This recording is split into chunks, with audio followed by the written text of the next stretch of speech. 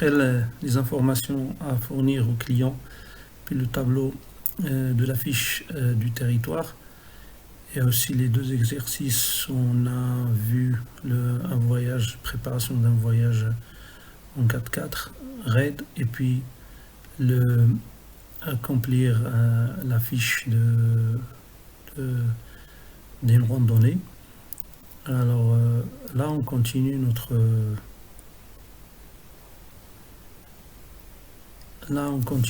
notre cours sur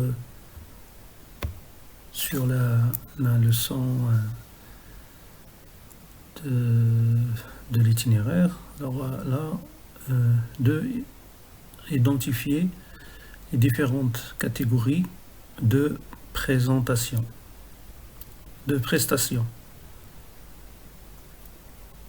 La visite guidée.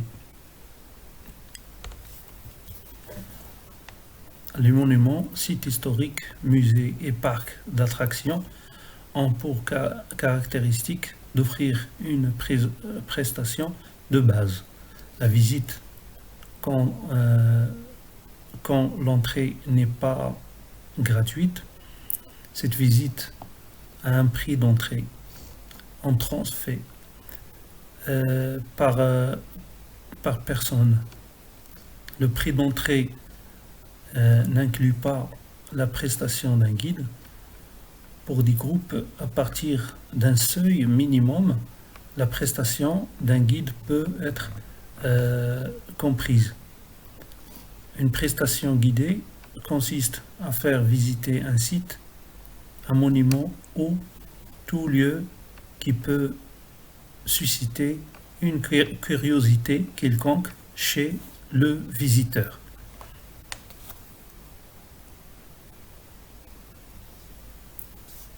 Tous ces lieux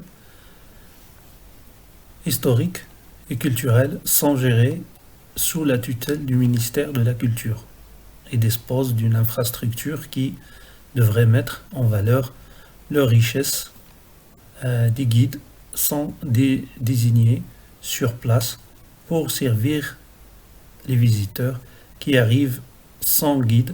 Parmi les sites et monuments les plus connus et les plus visités, et il convient de citer le site de Volubilis, le vestige historique de site romain dans la région de Meknès, la site portugaise à El Jadida, la Scala à Casablanca, la tour Hassan, mosquée et minaret inachevé à Rabat, la mosquée Mohamed V à Rabat, le minaret de la Koutoubia à Marrakech, les tombeaux saadiens à Marrakech, la Bahia à Marrakech et mosquée Hassan II. De même pour les musées.